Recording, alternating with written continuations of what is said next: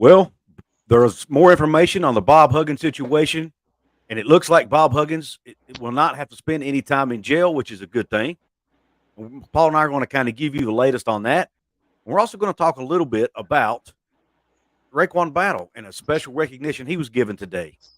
So we're going to talk about all that on this episode of Hoops from the Hills. What's going on, Mountaineer Paul? How you doing? Doing good, brother. Doing good. I've got a couple cats in here in this room at my friend's house with me, and they both went into heat immediately. Uh-oh. As All soon right. as I got here, because they're females, I've not had them spayed yet, and there's a male cat in this house. So Oh, no. I apologize if they jump around behind me or anything like that today, guys. They're animals. They're going to do what they want to do, you know. But Yeah. it's all for the betterment of them. Like you guys all know, I had some issues at my home that's taking forever to fix. So I've been displaced for about a week now, guys. So it'll be back to normal for us in the coming week or so. Well, let's go ahead, Paul, real quick and give a shout out to our wonderful sponsors over at Dutch Miller Automotive. I'll let you kick it off. Yeah, let me pull up this thing for here real quick. Or I'll go ahead and start it while you're doing that.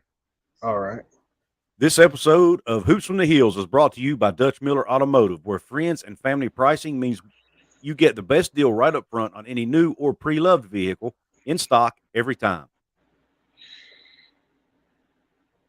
With brands like Chevrolet, Chrysler, Dodge, Jeep, Ram, Kia, Hyundai, Ford, GMC, Buick, and Subaru, the Dutch Miller Automotive family is always growing and ready to put you in the car or truck you've been searching for. Check out our inventory across West Virginia at DutchMillerAuto.com or come in today to the home of friends and family pricing, only at a Dutch Miller Automotive store near you. All right, guys. And also, don't forget they have locations in Charlotte, North Carolina, El Dorado, Kansas, Wytheville, Virginia, and Bristol, Tennessee, as well as maybe some others. New locations keep popping up all the time, so go to DutchMillerAuto.com if you want to check them out. All right, so we want to get on here and kind of update you guys on what's going on with the Silver Mark says he can see your face this time. Yeah. Thank you, Mark. Yeah, I saw your comments, Mark. I put a little light. Yeah, it's all good. Mark, man, we appreciate you being here, man. You're one of our most loyal supporters. I think you're here about every show, man. We appreciate you. Yeah, there was some news came out today about the Bob Huggins situation we're going to talk about. I want to share an article with you here from WV Metro News, written by Jeff Jenkins. It says, and here the title is Huggins on non-reporting probation in connection with DUI charge. Former West Virginia basketball coach Bob Huggins is now on non-reporting 12-month probation after entering a diversion program with Pennsylvania prosecutors following his drunk driving arrest in Pittsburgh in June. Huggins was originally scheduled to appear for a formal arraignment later this week on the charge, but that was canceled after he was accepted into the accelerated rehabilitative disposition for first-time DUI offenders. A hearing was held in Allegheny County District Court on July 14th. According to the Allegheny County District Attorney's Office, the ARD agreement includes 12 months of ARD probation with the option of termination after 6 months if all conditions are complete, driver's license to be suspended for at least 60 days, alcohol treatment is recommended following the court reporting network assessment, the payment of all court costs, completion of an approved alcohol highway safety school, which is approximately 12 and a half hours worth. Huggins must complete the terms of the agreement within 1 year. Huggins has already paid the court costs, including fines and fees, which total $2,810, including $300 for an alcohol highway safety program. He's also paid various fees to have his criminal record expunged within a 1 year period. Huggins was charged with DUI after failing several field sobriety tests on June 16th. His vehicle was on Merchant Street off of Ridge Avenue when Pittsburgh police officers observed the vehicle in the middle of the road blocking traffic. Police said the driver's side door was open and the vehicle had a flat and shredded tire. You guys know what happened. I don't think I need to rehash this. Talks about his resignation and him blowing. Huggins' case is considered under the highest level of the program because his blood alcohol content was 0.210. I did think that was noteworthy there. Apparently, that's much higher than most. So it kind of makes me wonder. And this is total speculation, but did he get that because of who he is? kind of makes you wonder, right? But anyway, so Paul, what are your thoughts, man? It's not really a slap on the wrist. I mean, you know, I think they did him pretty close to what they would do a normal person in the same circumstance. First time DUI is not, um, although I know we had the incident in Cincinnati and everything like that. They're considering this a first time DUI. So I think a lot of those punishments fit the crime. Interesting that rehab was recommended. I didn't see that it was ordered, and a little bit of the verbiage there seemed to, um, like they were suggesting him to do a lot of these things. And so I found that to be interesting. So I'll be curious to know if he actually follows through and goes to rehab. He probably will. Hopefully he's recognized that he needs to, but you never know. I mean, people don't always know whether or not, they don't always admit or know whether or not that's something they need. You can be in denial and all kinds of things, but it just adds to, it just seems like this story keeps coming back. Obviously, we're going to talk about it on this show. It's relevant to us. But it's all, we've had a lot of good news here recently. Unfortunately, I think there's still going to be, in my opinion, over this season, a storm cloud, just a tiny one. And depending on how well this team does, it could be even worse for Coach Huggins and his supporters. Yeah, I agreed. The one thing that would help with that storm cloud would be obviously winning. If this team can go out there and start winning games, I think it'll help everybody try to forget about it. If the media stops talking about it, which and I know we're still talking about it, but hopefully we can get all this crap behind us. I'm hoping it goes away. I'm hoping it stops making news. It's kind of what I'm hoping. Um, but who knows? I mean, Bob Huggins is a very I don't want to say powerful, but very polarizing figure in the state.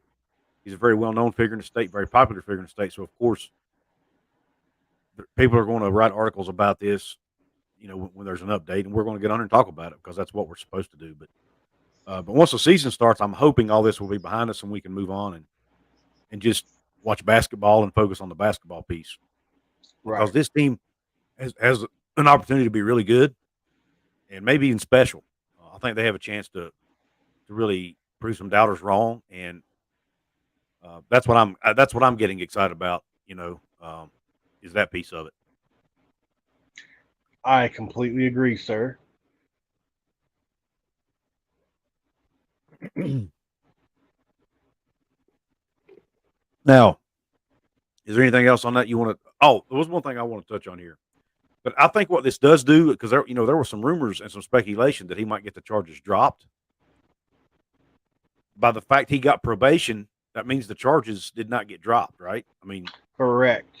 and it also means that he's not necessarily expunged or acquitted either. Yeah, So I I want to agree. point that out. Well, yeah, because I mean that was one of his initial arguments, correct? That hey, this is technically not going to be on my record, so I want to have Emeritus, meritorious em, em, emeritus. It's a hard emeritus. word. Yeah, Yeah, it's a hard word to say. I can't say it. Emeritus status and all these things that he demanded, and um, from the looks of this, it seems like yes, he's paying for it to be expunged and various things, but not before he completes all this stuff. So, there are several things that can happen that can Yeah, prevent that. yeah, After the first incident with the slur, and then him coming right back after the do better, I'll do better, and then doing this. I mean, that was one of the biggest blunders in our history. So, I think people are well deserving and waiting to see on if he completes all this stuff like it and everything like that. I have confidence in Coach Huggins that he'll do it. I think that he's been smacked upside the head with the toughest moments of his life, probably outside of his dad's passing and things like that. right. So I fully expect him to do what he's supposed to do. But counter to his original argument, it is fair to point out that these things seem to point towards yes, he was charged. Yeah. And to me, that does that help West Virginia's case here? If this thing would go to court for whatever reason, and they follow through on his attorneys follow through on the lawsuits and all of that, does this help? And this is kind of an open ended question, but does this help their case? The fact that he didn't get the charges dropped, I wonder if that helps their casing. I'm obviously not an attorney. I have no idea, but I just wanted to get your thoughts on that.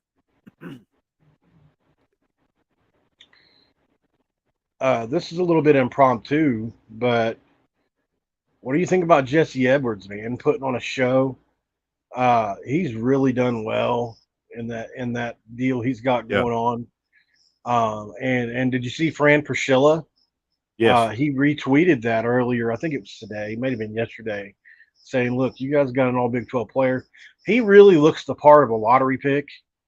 The only thing that puts a damper on that, unfortunately, in today's day and age, is that his type of player isn't the prototypical what it was 20 years ago, where he would have been really, really highly sought after in the NBA. I do still think he's going to be a really good NBA player, but guards tend to go first nowadays. But I think Jesse Edwards is going to be a really good player in the NBA.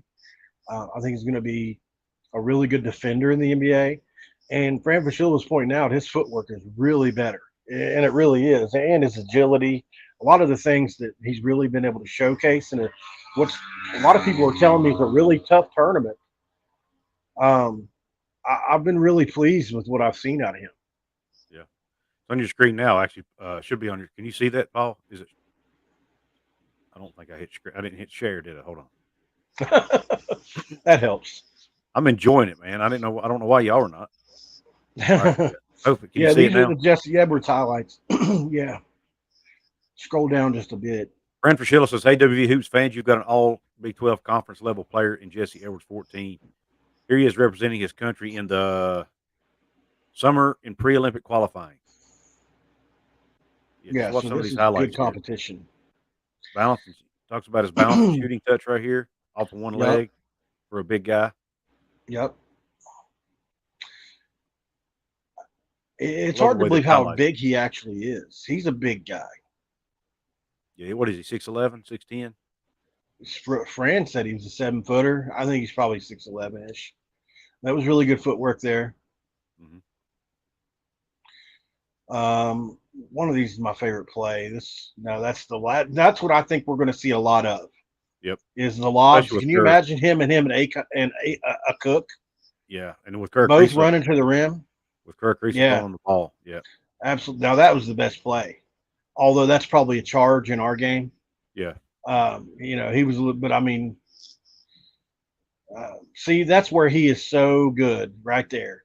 That's what I mean, guys. When I say Jesse Edwards is not the kind of player. Did you see them feed him the ball on the block one time during that entire highlight reel? No, he's not the kind of player that you set up. He's not Devin Williams. He's not Oscar. He's not a guy that you're going to feed all the ball to on the block. But he's a guy that gets points in his own ways, whether it be garbage points, offensive rebounds, lobs, running to the rim. He's usually more athletic than anybody else his size. So he really has a chance to, I think, make a huge impact on us this year. And just think, guys, we're going to have two guys starting in the lineup that average 2 blocks a game apiece. Right.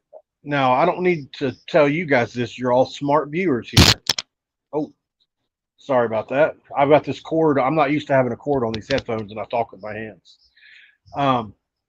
But if you can change as many shots as that usually means, along with block 4 shots a game, you're giving yourself possibly an extra 6 to 7 possessions a game, if not more. That's a big deal. So I really can't stress that enough either. Yeah.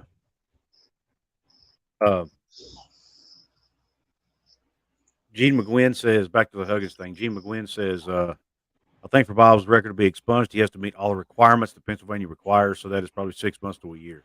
Good point. Yeah, and I don't remember if it said that in the article, but it did. He said he had a year to do it. Oh, he did? Okay, that's right, because it said he's already paid the fees. Right. My fault. So yeah, the charges could get expunged. So I apologize. I misspoke there. but it seems like a lot of that stuff was not all of it, but a couple of those things seem like just suggestions. I don't know if I misread that or what, but Now, I to think me, he's got that's to complete it all in order to meet the requirements to get even the is my understanding. rehab thing. It says was recommended. Oh, Did it I'm say gonna have to recommended? stop talking with my hands. Yeah, Yeah, I don't know, man. I'm not. A lot of that was confusing to me. I'll be honest with you, because of yeah, there's just so much to it, and where I'm not a legal guy, so some of it was confusing to me. yeah. Travis But Kenobi would be the guy to have on, long wouldn't he? long story short, he has several things he has to do. He has to go to some classes, several hours of classes. He's going to lose his license for at least 60 days, maybe more. Uh, he's on probation, can't mess up again within a year. Could be shortened to 6 months if he meets all the requirements. He had to pay a bunch of fees. I mean, that's basically the gist of it. So yeah, and I know John, you probably don't think that's long enough because I know I'll pay attention to your comments, but that's Pennsylvania law, man. That's based on Pennsylvania state law. He's It's the first time he's ever gotten a DUI in that state. So in their eyes, this is his first DUI. They don't look at what happened in the past in other states. It's all based on their state laws, and that's their laws. So some people And may what not happened? think it's harsh enough, but it is what it is. Well, and not only that, guys. Think about what happened in Cincinnati. It was almost 20 years ago. Hmm. That's such old news. Like most judges don't look past 7 years back. Yeah, You know, unfortunately, I have some experience in the matter. So most judges don't look that far back. If it's been 10, 15, 20 years, um, unless it's a real serious crime, what they consider a violent crime, hmm, it's almost like it didn't happen as far as sentencing is concerned. right. So, of course it's on your record and of course it affects you with whatever you do. But in a judge's eyes, a lot of times if you haven't been in trouble in so long, they'll just look at it like it's kind of new. So that's Right. something that I think can be helpful for the Hug situation. And it seems like it was. Second offense would have probably been could have been jail time. I don't think he would have made it there. I just had a friend just get his fifth offense DUI, and he was Wow. able to pay his way out of that. $2,500 to the best lawyer in my area, and he went to rehab today. So um, Yeah. now a guy like Hugs, his stature could play a part. Sometimes I like to make examples out of people, but generally speaking, money talks. Right. I wanted to answer Civil Mark's question here. Yeah. Yes, we Absolutely. are Go being ahead. told by everybody. It's already been reported by multiple sources. Mark, uh, Rivals has reported this. I think 247 has reported this. They're going to start together is the plan at this point in time, and I would also assume they're going to spell each other as well. They're going to have to. It really depends on how the rest of this roster comes out, guys. Like who else can play the 4 and the 5 that's on this team right now outside of a Pat Sumanik? There's not a whole lot of options. I mean, it's obviously we've got some guys coming in that can, but I they're not as big as the guys we've got starting, so it's going to be a whole different looking kind of lineup. Yeah. The Iona St. John's transfer 6'7", so you wonder about his impact as far as the way they Yeah. impact it. Now, I have read some, and some. There is one media outlet out there, I think, and I don't want to misquote it, so I don't want to say for sure because I'm not 100% confident in this answer. But I'm pretty sure I read one article a couple of days ago that said he could come off the bench and be Edwards' backup. That Slazinski might get the start at forward. So It's at the possible, forward. but I don't know. So It's very possible. Sure. I think he will. I think he'll start. I think Paul thinks he'll start. Most people think he will start, but there is also the possibility that he won't and that he'll be Edwards' backup. But nonetheless, Well, they think he'll play at least 20 to 25 minutes a game, more than likely. can you imagine Slazinski with Seth Wilson and Kobe and those guys? Coming off that's a good second team guys. Yeah. As would Acock. And maybe Acock seems to make more sense on the second team to some people because of you want to have rim protector on the court at all times, and I get that.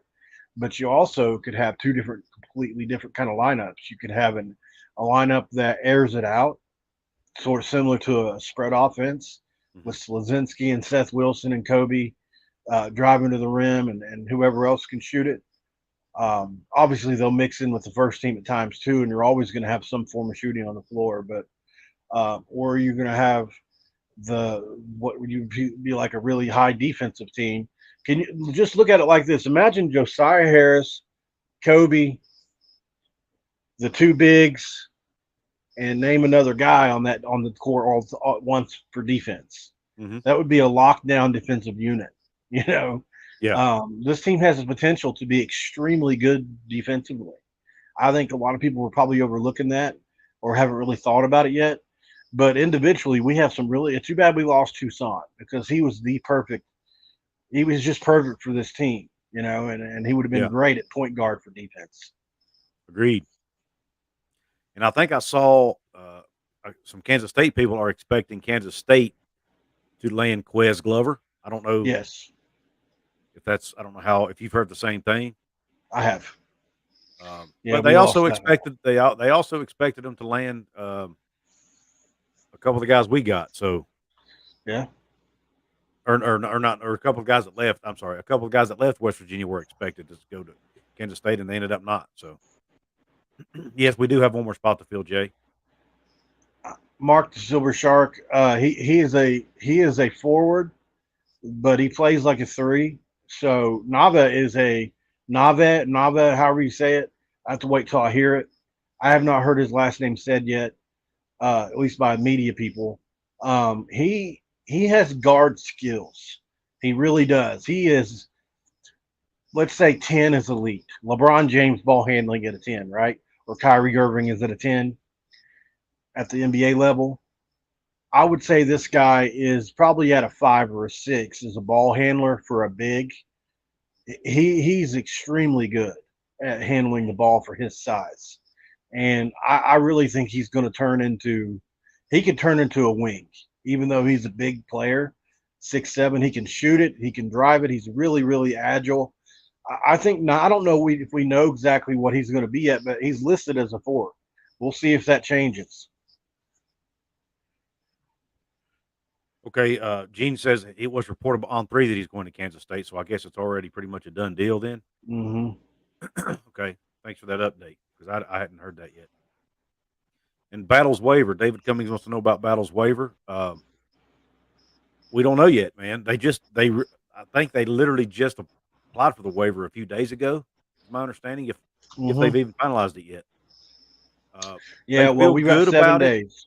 Yeah, they feel good about it because of the circumstances, which I don't know all the details, and nobody's talking about it because apparently it's personal. But everybody seems to feel good about it because of the circumstances. So, but the way things have been going with waivers lately, I'm not going to count on it. Let's just say that, you know. It would be a huge loss if he doesn't make it. If he doesn't make it with the squad, it would be take the Jose Perez loss from last year's team and double that, in my opinion, because I think RaeQuan Battle has a chance to be right there with Jesse Edwards as the best player on this year's team. Now that I watched Jesse's highlights again, I almost forgot how good he really is, guys. He has a chance to be right there with Oscar in talent and impact for us as a big, and I really just can't get off Jesse Edwards today, apparently, but RaeQuan is going to be a really good player for us and has a chance to turn into a 16 to 18 point a game scorer if he puts it all together. I think his years at Montana State really primed him and making him ready for this jump.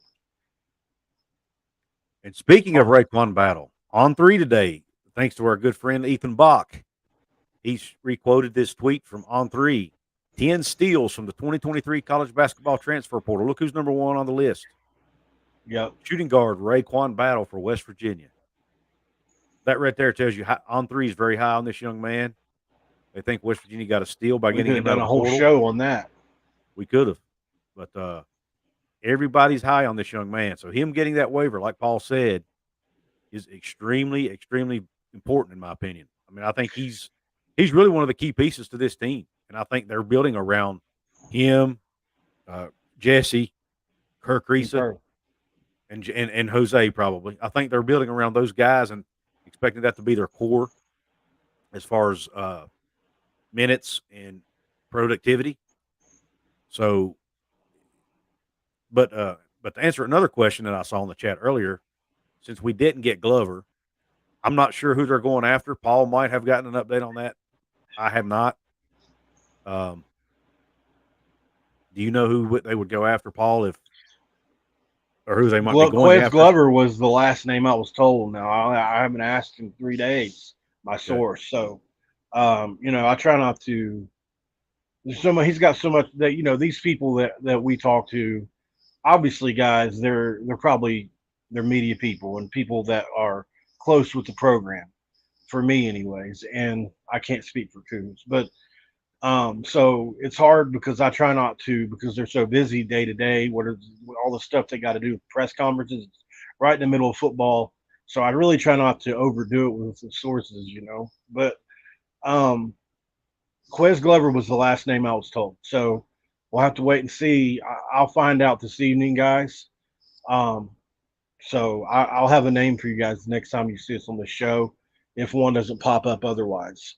And there could be some floating out there. I've been so busy today. There could be something out there that I just don't know about. So it's hard to know it all. And I have been too. I was traveling for work today.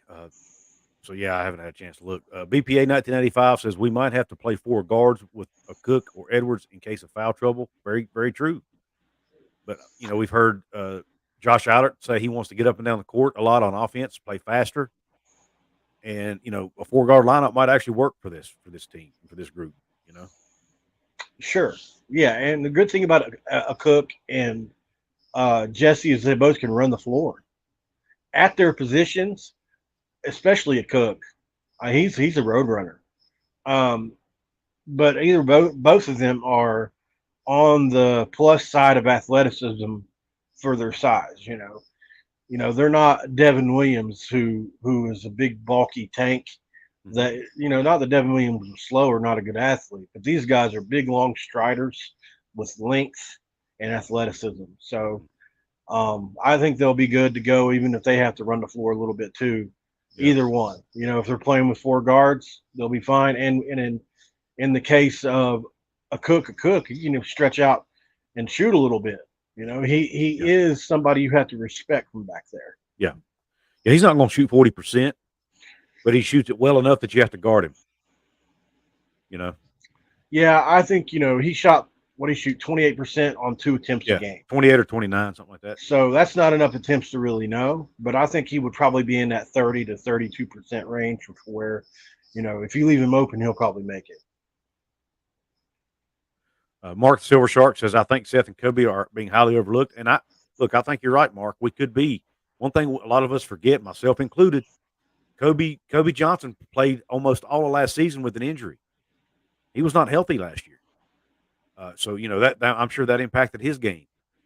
And well, I think sorry. We all saw Seth Wilson come off the bench and hit some big shots for us last year. We're going to need that again because we don't have that Eric Stevenson on the team to hit those big shots. We're going to need somebody like a Seth Wilson. Omar Silverio, the other guy that was going to be expected to hit a lot of big shots for us, big 3-pointers, he's not. His waiver was denied, so he's not going to be on the team now. So Seth's going to be right now. Seth looks like he's going to be really our go-to as far as 3-point specialist. Yeah. So I totally agree with that, Mark. We probably are looking over these guys. It's fun and kind of exciting to talk about transfers, I guess. So it's not. Sometimes we kind of get stuck in that mold, but in that rut. But they kind of get all the attention. But yeah, we definitely can't overlook those guys for sure. What do you want to say, Paul? I kind of forgot, to be honest with you. I think what were we talking about? 3-point shooting. Oh yeah, Josiah Harris. In my opinion, yes, love Kobe, love Seth, but I think Josiah is primed and ready to possibly make the biggest jump. And guys, look, 20 games into the season, who knows? But if Josiah Harris reaches his potential, good luck keeping him out of starting lineup. That's what I'll say, because he's got the potential to be an all Big 12 player at some point in time. And it's only a matter of if, not when, right? Yeah. So I think Josiah Harris is really going to be a good player. Win, For not us. if, right? Win, not if. Yeah, what I say it backwards. Yeah, that's okay. I didn't catch it till I'm not it took me a with. few seconds. Listen, It took me a few seconds to catch it. So we're both slow today. yeah, I've been out in the sun all day. My brain's fried. It's all right. Got a couple good comments here. Matthew says, Ethan told me it was going to be the best available when I asked him the other day, but when I asked if he had heard of any names, he said he hasn't heard anything yet, and that was today. So, yep, that's pretty much where we're at, Matthew. And then Tosh Miller, this is something Paul brought up on the last show we did, that August 22nd date. Ethan Bach said it's the key date. We need to have all our players signed because that's WVU's registration deadline. Yep. So, great point. Now, I don't know if there's a way to extend that at all. You know, that's not a question I've asked, but I'm going to try to find out as kind of the coming days. Um, we'll see. You know, and one other thing, guys, I've heard about RaeQuan Battle is think about where he comes from, his heritage, and try to fit that into this picture. Remember the video with Josh Eilert going to the reservation, his reservation, and the whole deal there. So when we talk about unique cases, RaeQuan Battle is unique when it comes to waivers in this day and age, multiple waivers especially, that it can really get.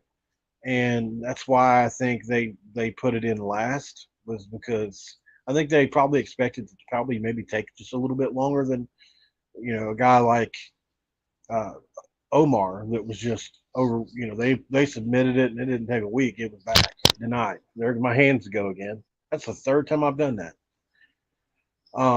But yeah, so I think it's just a guess, but I think him being from an Indian reservation, this being some type of hardship waiver, you know, there's a lot with that, and not exactly sure how it all fits, and I don't think anybody's going to say, at least not now. Maybe later if he gets approved, maybe they'll bring the story out then. But I can't wait to see him on the floor either way. Oh, man. Me either. He's probably the one player I may be looking more forward to him than I am Jesse Edwards, honestly. It's pretty close though. I got to admit, it's pretty close. Jesse's a known commodity. I think we know what he's going to bring.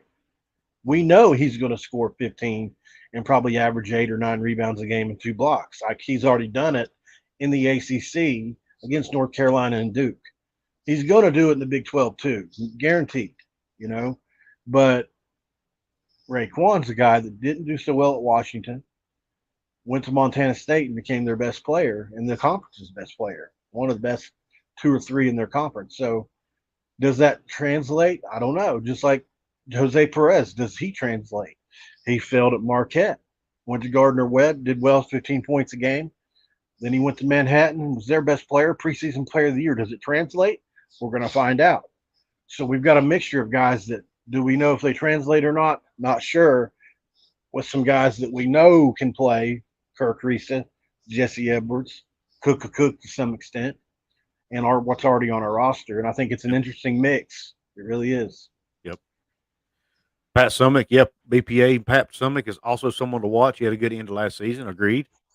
You guys don't know how much I love another guy that we forget about. Joe Mazzulla spending time with the players the next few days will be great for WVB ball.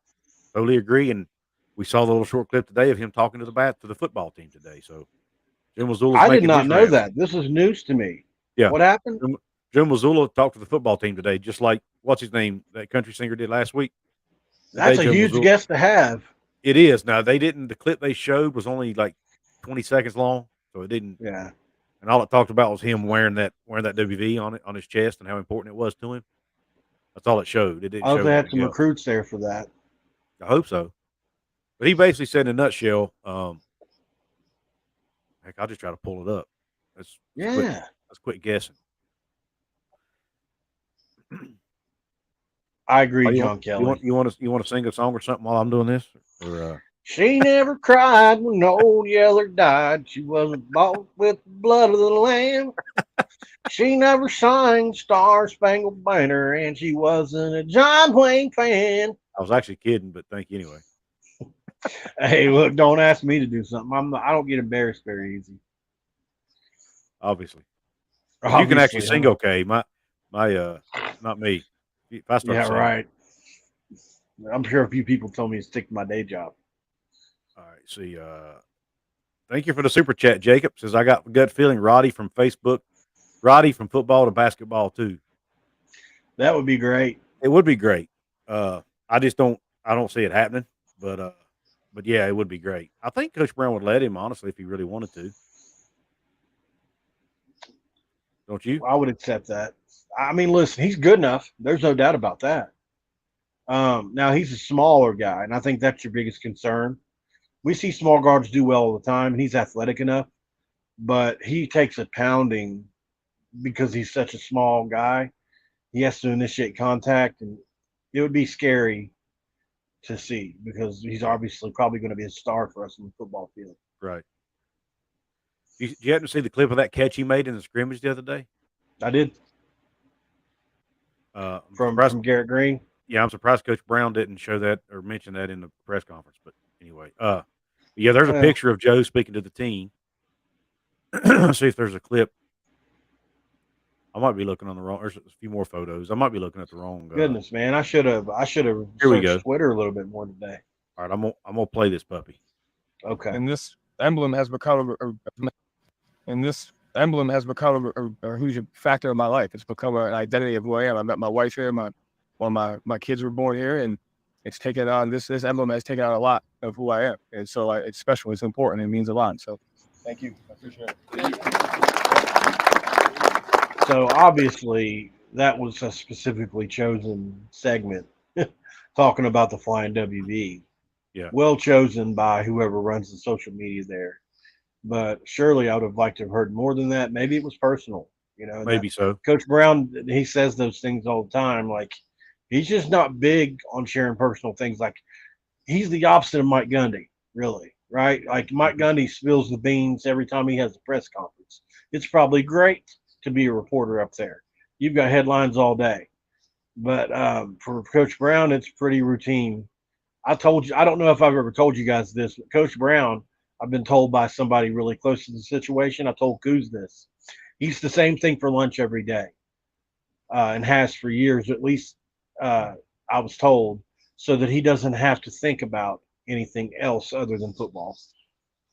Yeah. I always found that to be really interesting. His attention to detail and his I mean, his attention to detail is uncanny. I mean, you can just tell by his personality, by the way he does things, even comments that are made by players and coaches. And I think sometimes, I remember talking about this with Golden Blue Dude.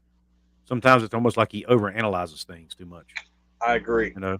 I think it's a possible fault of his. He's a very analytical guy, but I think it's almost at times to a fault. I've told you guys before, I've worked in recovery in the past, and one of the things we used to tell the guys was all character defects are character assets on steroids. And I think Coach Brown is a classic case of that. Somebody that's analytical can be really good, but when you're over analytical, it becomes a character fault and not an asset. And striking a balance is really difficult, especially when you're obsessive, like I am about things. And I know too well how difficult that can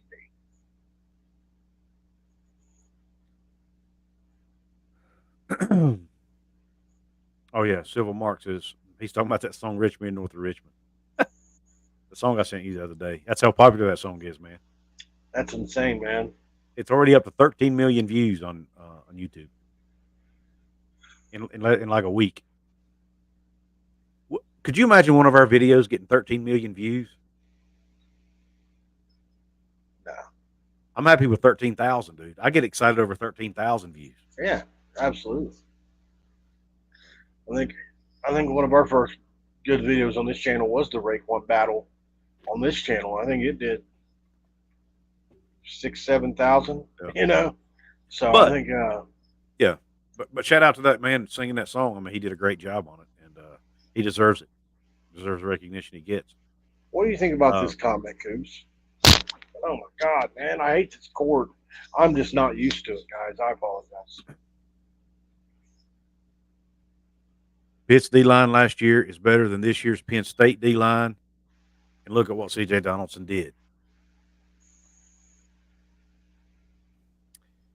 I probably need to go back and look at the numbers, but I don't think so. My first blush, I'd say no, but I will say Pitt's D line last year was really good. They were really good. They maybe were. the best D line we played all year. I think But it at the was same time, C.J. Donaldson was not expected, so there was a little bit of a surprise factor there. I think with him that won't be there anymore. Everybody knows about him now. And you got to give credit too to our offensive line. Our offensive line played really well in that game, guys. I don't think JT Daniels got sacked in that game. He got knocked down a few times, but I don't think he ever got sacked, if I recall. Maybe once. But our offensive line held up pretty well in that game against that really stout Pitt D line in that game. So what do you think, Paul? Do you think how would you compare the two D lines? Well, we just did I'm releasing a video in the morning on from one me and Couz just did with a guy that runs an account on Twitter called Penn State Strong. He's got about 20,000 followers. He's pretty well respected within that community. And he really convinced Couz and I of just how good this Penn State defense is. It's better than the Pitt defense we faced. I can promise you that. This Penn State defense as a whole, it could be the best in America, and they have the preseason accolades to show for it. Pitt had a great D-line, yes. Also, one really good linebacker that I liked a lot. But their secondary wasn't anything to cry home about. Penn State might have 2 first-round corners on that team. So I think, you can talk about the D-line. That's great. Penn State runs their linebackers to the ball like crazy. I think their linebackers play a huge key especially in their run defense, as all linebackers do, but especially at Penn State. And so their linebacker at least they think they are. So I think they really believe in their linebackers as well. But to point out just that I do think the Pitt D-line was extremely good last year. I don't think it's better than this year's, personally, than this year's Penn State D-line. That's just my personal opinion. I still think we can run the ball on them. I'm not saying we can't. Yeah, I agree. It's going to be a big test, man, a big test. And I think for all of you who watched Neal Brown's presser yesterday, I think you can sense it in his body language, in his tone. Neal Brown is freaking stressed about this game, man. I'm telling you. You can just tell. He knows how good this team is that we're playing. Well, we need to keep it close, right? I don't know if we'll win the game or not. But if we can have a positive showing in this game, this is truly one of those games where some people will say there's only winning or losing. I think there could be a huge moral victory in this game if we play well, lead the game for a while, or possibly take it deep into the fourth quarter. I think our players can take something like that against the top 17 preseason, and I think it could really galvanize the team towards the rest of the year.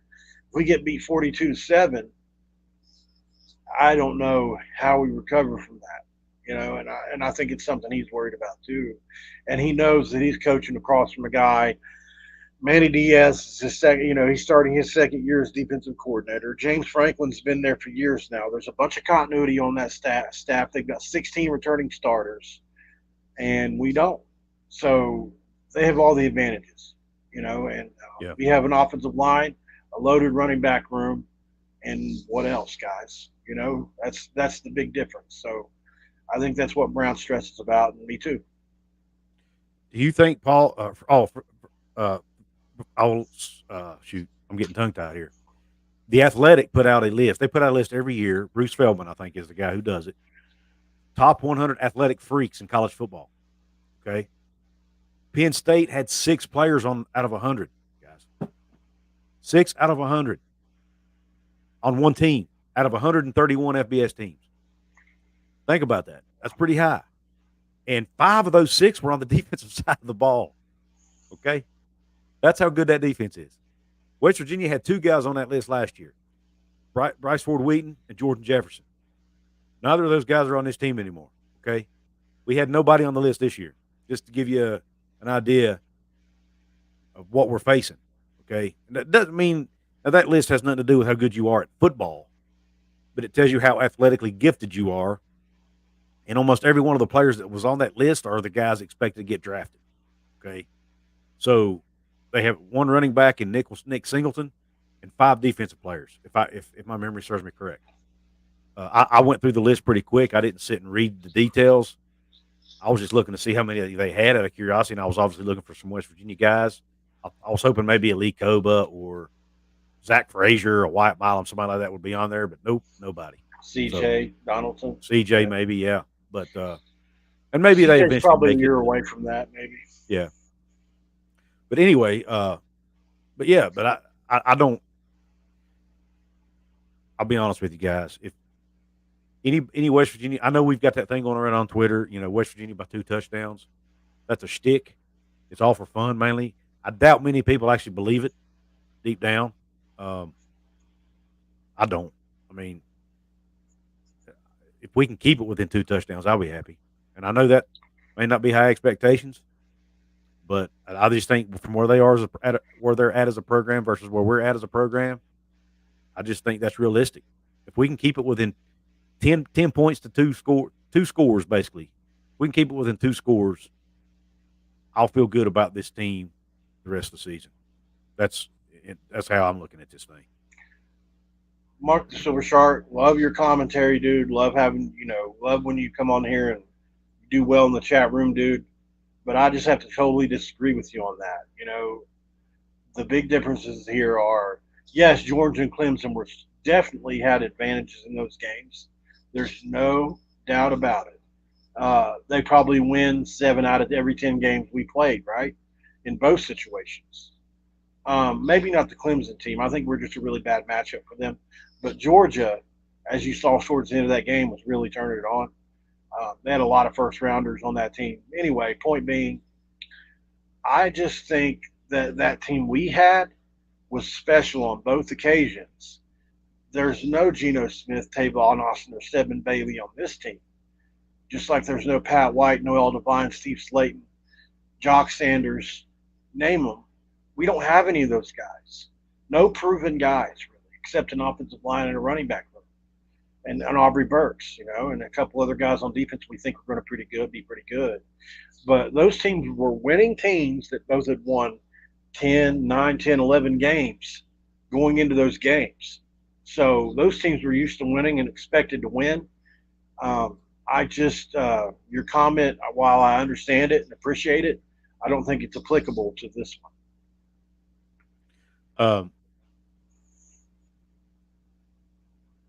Paul, I had a question for you. It's the second time in a row I have forgot the question I was going to ask you.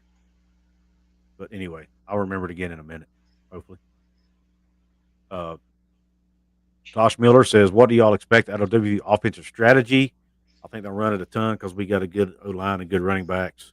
Yeah, I mean, I think so. I think, especially if Garrett starts, you got to lean on his legs, use a lot of RPO, maybe some play action stuff in the passing game. If E.J. Horton and Devin Carter are as good as advertised, throw it deep some to those guys. That's my prediction. If I were betting on this, I would say West Virginia throws it deep to start the Penn State game. I think they probably do the opposite of what most people were expecting. I don't think CJ gets the ball first carry. I think they throw it deep, or I think they try to throw it. I think they're going to try to keep them off balance. Yeah. You throw it the first play of the game, you gain 15, 20 yards. What a great way to start the game. And I think you have to start the game with a positive game, and maybe running the ball 5 yards and smashing them, saying here we are is a great way to do it too. I just have a feeling they're going to toss it that first play. I don't know why. I just have a feeling. Yeah, here's my, as we're thinking about this, here's the strategy I hope. I know Neal Brown's a very conservative guy. He's overly analytical, but here's what I'd like to see him do. I'd like to see him throw out all the stops, tap into his inner Dana Holgorsen, and just go out and just take chances, man. To run trick plays, just try everything you can to win this game. Because if you lose this game, like you said, unless you get totally blown out, I don't think it's that big of a deal. It doesn't impact your conference season. We still have Pitt coming up in 2 weeks. That's the game everybody cares the most about, right? As far as your non-conference games. So go out and throw some deep balls. Run some trick plays, man. Do what you got to do to win. Maybe fake a kick. Do some do an onside kick early in the game or something, man. I don't know. You got to do something to either gain or keep momentum on your side. You've got to do something to keep the crowd, that 100,000 seat stadium crowd, out of the game. That's what I'd like to see. I don't know if that'll happen. I don't expect Neal Brown to do that necessarily because I don't know that he's got it in him. But that's what I'd like to see. You remember our first couple of years, and I know this is a basketball channel, we're talking a lot about football here, but you remember our first couple of years when we struggled to run the ball because we basically hit the do-over button on the offensive line, and Neal Brown really had some creative perimeter runs that he really attempted to, we just couldn't run the ball between the guards and tackles. And so a lot of our runs were going outside the tight end and between wide receivers. I would love to see him implement a lot of that stuff again too. Because I really liked our running game those first 2 years, like the style of it and everything. And I think it would work really, really good with a mobile quarterback. If you get especially linebackers' eyes going left and right, and it's, because they're downhill players.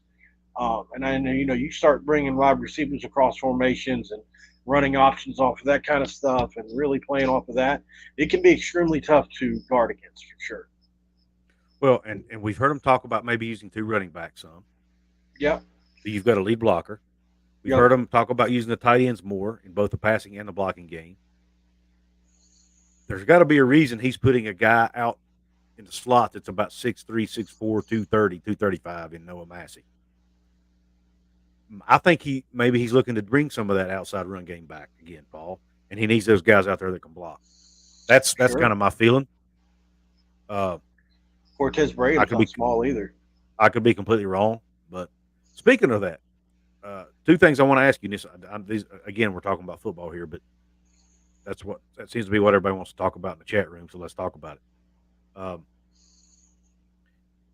First off, did you see Neal Brown's press conference yesterday? No. Okay. No, first one I've missed. First one I've missed in a long time. Well, when you get a chance to watch it, because it's obviously up on YouTube, I want to hear your thought. I want to hear your opinion on it. Okay. Is that the one you're talking about where he was nervous? Yeah, he wasn't really nervous. I wouldn't say nervous was the right way to put it. I would say peeved. He was peeved, and he admitted. He said, "I'm pissed off. The players are pissed off. The coaches are pissed off because he said this is the hardest week of practice right here."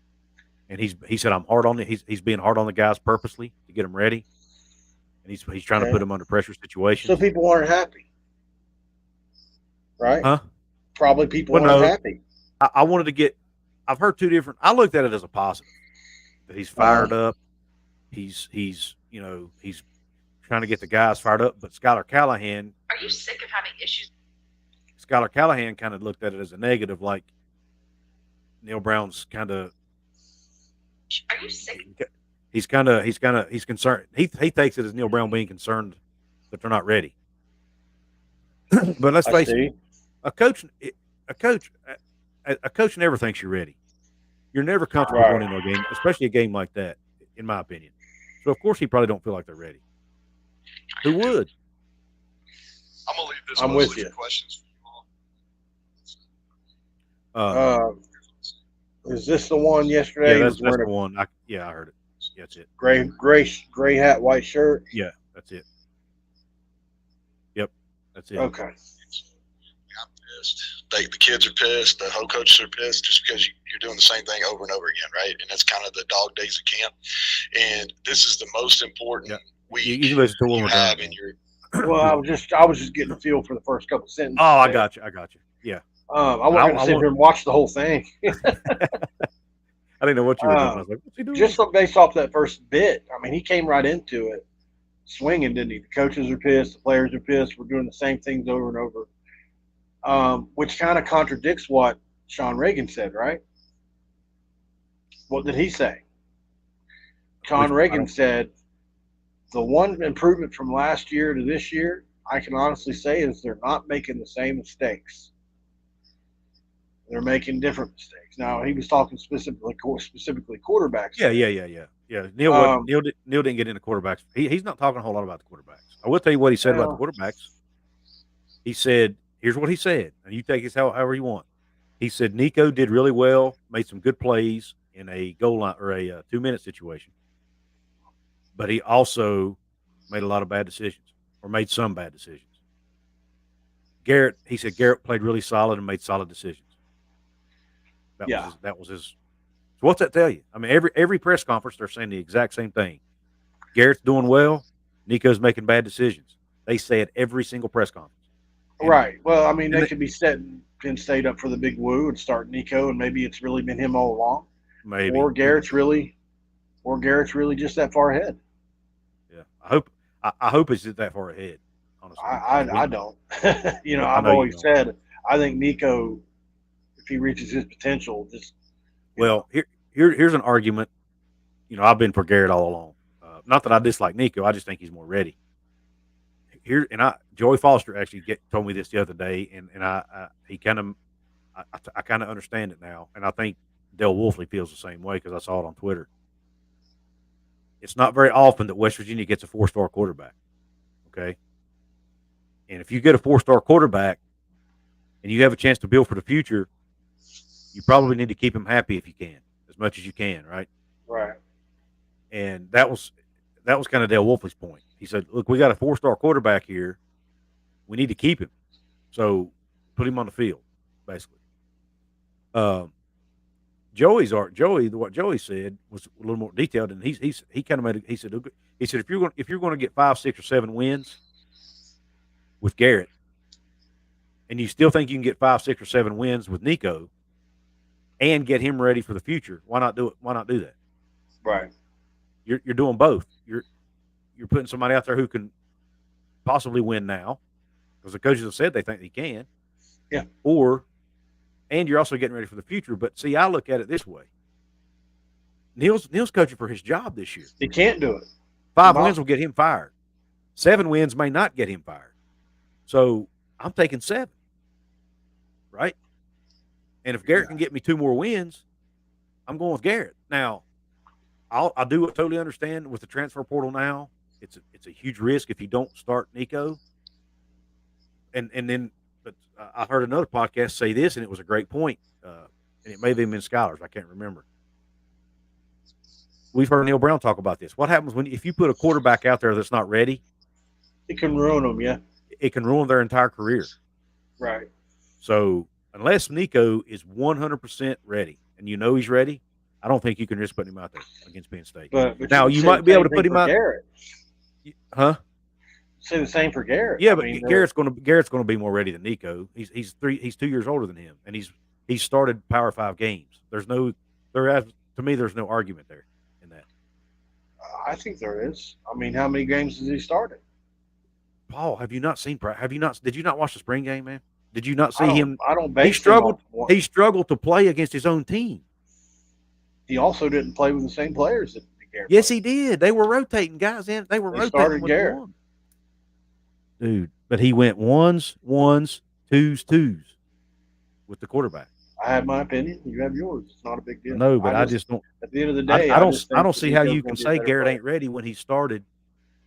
What, 2 games at least, and he's played. When he can stay healthy, I'll say he's ready. At least a dozen. He got hurt in the spring game. He got nicked up in the spring game. Yeah, but he played through. It was just I don't know what it was. When he's able to stay healthy, I'll believe in him. If he stays healthy, I think he has a good year. But until he learns how to not get hit with his size and small stature, he's just like he always says, Cole Taylor is open by birth. Garrett, unfortunately, is short and not open by birth. If he's a receiver. I get tired of hearing that argument though, because you got Kyler Murray was the number 1 draft pick, man. Number 1 freaking draft pick at 5'10". I'm not mad about it. I think it's Kyler Murray gets a lot of time in the NFL. Drew Brees, yeah, but he's making gazillions, and he didn't miss a lot of time in college. Drew Brees, who else? Doug Flutie. Look, I mean, I know there's not a whole long list of them, but it can be done. And I'm not saying Garrett's an NFL player. I'm just throwing out examples of guys who have been successful at less than 6 foot tall.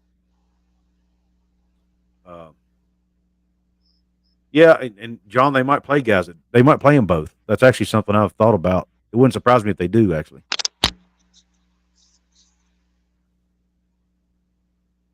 But that's a good argument though that Joey brought up about how do you keep and Dale, how do you keep Nico happy and keep him from leaving? Because he's the future for sure. Even if he's not the present, he's definitely the future. Don't you agree? Yeah. I mean, I don't know what sitting on the bench for a year is going to do for him, but it's the only option. If he's not ready. Some people believe, I've also heard the argument that Garrett starts the year and then Nico ends up finishing the year. Right. I've heard that. Well, I've heard that argument. I will lay $100 down right now that Nico will play. Because I don't believe Garrett will finish the year if he plays in every game the way he has played in the past. I just feel this way. I feel like maybe he learned, and I hope to God he has, that to just get out of bounds and not take so many hits. We'll see, man. I just worry about it for the team. I get it, and it's a valid argument. And even if he don't, he's going to get hit some regardless, right? I mean, he can't avoid it every time, right? But no, it's a valid argument. And he takes off and runs. That's his biggest issue is that he doesn't go through his progressions. So they say he's working on that. It's so in his nature because of the way he played in high school and wasn't told to go through progressions because of his athletic ability. Of course, in high school, he was probably the best athlete on the field every week. So they're going to lean on that. And unfortunately, that's really hard habit to break. Yeah. Cole, sorry, man. We, to be honest with you, we've talked about all the basketball. I don't really know what else we can say. And people started talking about football in the chat, and we got sidetracked. Yeah. Sorry, man. Yeah, you guys know what it is. At the end of the day, Paul and I, you and I want the same thing. We just want this team to win, man. That's it. Right. And I just think for this team, it has a lot more to do with, I think Nico Marchiol is incredibly marketable. I think, there's more to it than just right. Listen to me on this for a second. Nico he just looks the part. He acts the part. He speaks the part. And if we were winning with him at quarterback, I think it would really put us back on the map. I do think Garrett Green is also marketable, but he's not as, in my opinion, I don't think he has as dynamic a personality as Nico.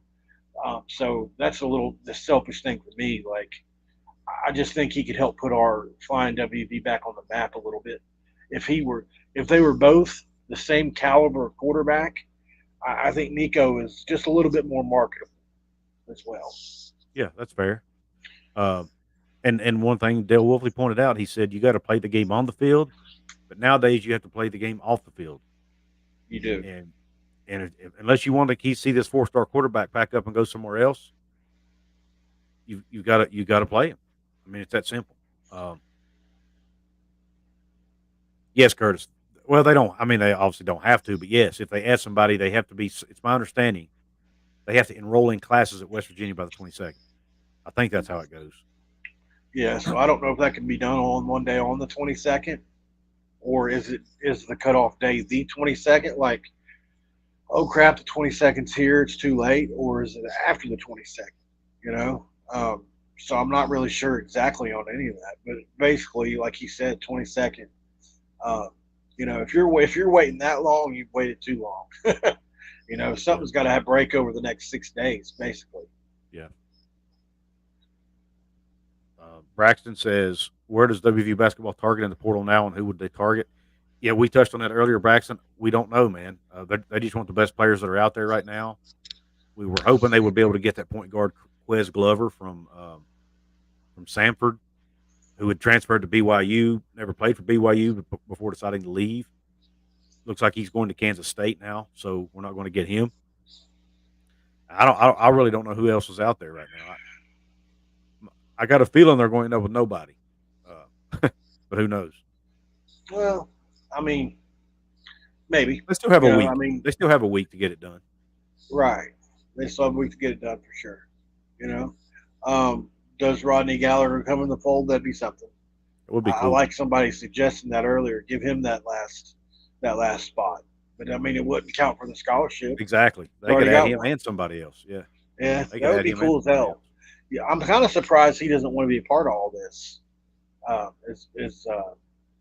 as much hype as the team has gotten in the offseason, all the players they've added. But he's I think he knows where his butter's bred. His man, I went backwards twice today. His bread is buttered, and that's probably going to be a slot receiver. Yeah. But yeah, I agree with you, Curtis. I would like to see him get a backup center still, so that Cook can focus on playing the 4. I think 4 is his more natural position, personally. But he is 6'10", so he can play the 5 if they need him to. Yeah, and so can Pat Sumanik. He can play 4 or 5. He could. He's more suited to the 4. Guys, I'm telling you, man, go watch Pat Sumanik Junior College highlight reel. He looked like a whole different player. If he takes a step up and can get as comfortable as he was in junior college, obviously lesser talent. I get that. Big 12, something I saw he struggled with was just the added size and strength in the Big 12. And I really think that has a lot to do why he didn't come on more. He shoots a great ball, and I really wish he would have been comfortable enough to show out a little bit more last year. But maybe it's a blessing he didn't. Maybe he would have been a portal option as well for other teams when all that happened. Maybe he comes on this year for us and it's a surprise. I think for this team to go deep, we're going to need a surprise or two. Like a Josiah Harris or a Seth Wilson or a Kobe. Somebody's going to have to be a lot better than we saw him last. Agreed. Who's it going to be? Agreed. I think Paul and I touched on this earlier as well. We think Battle's waiver will likely get approved because it's a hardship waiver, more so than just because his coach left or whatever. There's more to the story for him, which we don't know all the details of. But it's not guaranteed either. So we'll just have to wait and see, with the rest of them. This guy should change his name to not Seth Wilson. Do you think Pat S can back up center? Yeah, Wilson. we do think he can be a backup center if he has to. Personally, I think you just set your rotation up to where when Edwards goes out, you just move a Cook into the center spot, put Pat S at the 4. But there's a lot of different ways you could do it. Wouldn't it be cool if Pat took a big step forward this year? I've heard that argument, Curtis. I haven't seen it corroborated. I'm not saying you're wrong, but I didn't know. I just don't know enough. Is he in a position to graduate? I haven't heard that he is. I haven't heard that he is. I'm not saying you're wrong. I mean, God knows that these coaches can get things done with academics and all that. I mean, I'm not saying they can't. They're going to wait for him to graduate, but I hope it's not at the expense of the kid, and that it's a degree that he wants and all that stuff that they do.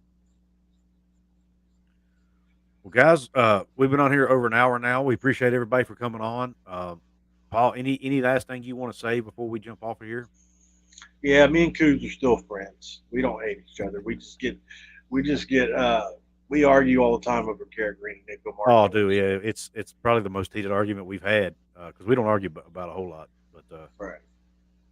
But yeah, he and I see the quarterback position from two different views. But I can see the other side. I just don't agree with it necessarily. But yeah, well, I'll get to these last couple comments, Couz, real quick. Okay. No, Braxton, it's not going to happen. Coach Brown, others have said they're probably going to award the 2 scholarships to walk-on players, which is cool. Maybe a guy like Preston Fox comes along and gets a well-deserved scholarship. I certainly like stuff like that.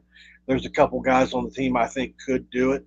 The running back that just transferred in, or the fullback that just transferred in from Towson would be a guy I would look hard at, and maybe one other guy.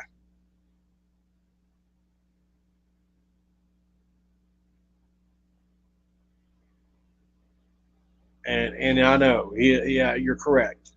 It's an odd situation with that, but like you said, him being from an Indian reservation and all that, I don't know if the rules are different for them or not, or him or whatever. But we don't know how many classes transferred over versus didn't transfer over. There's so many too. things that go into it. Yeah, when you're transferring. Montana State's it's a pretty small school, so I don't know how that works. Yeah. Appreciate all you guys for staying with us, though. We do. We absolutely do. And thank you all for your support. Don't forget to give us a thumbs up here as you leave if you haven't yet. Don't forget to subscribe to us here at Hoops from the Hills. Don't forget to subscribe to our football channels if you haven't. Mountaineer Paul Talks Football, Couz's Corner. If you're watching this on the replay, still drop a comment. Just because it's not live doesn't mean you can't comment. The comments always help the algorithm. The likes always help the algorithm as well. Share it out with your family, friends, anybody who you think might be interested in hearing about West Virginia Mountaineer basketball. Yes, we touched on football here too, but hey, football season's right around the corner, and that's what people are wanting to talk about. So, whatever you guys want to talk about, that's what we're here for. But nonetheless, Paul, any parting words, man? Let's go Mountaineers, man. It's almost here, guys. You know, before That's you it. know it, Couz and I will be breaking down games, talking about, hopefully wins. So it'll be great. Hopefully, something besides Bob Huggins, right? And his situation. I hope we're done with this topic. Me too, man. Me too. All right, guys. Thanks again for everything. We appreciate you tuning in. And this show is over, and we're out.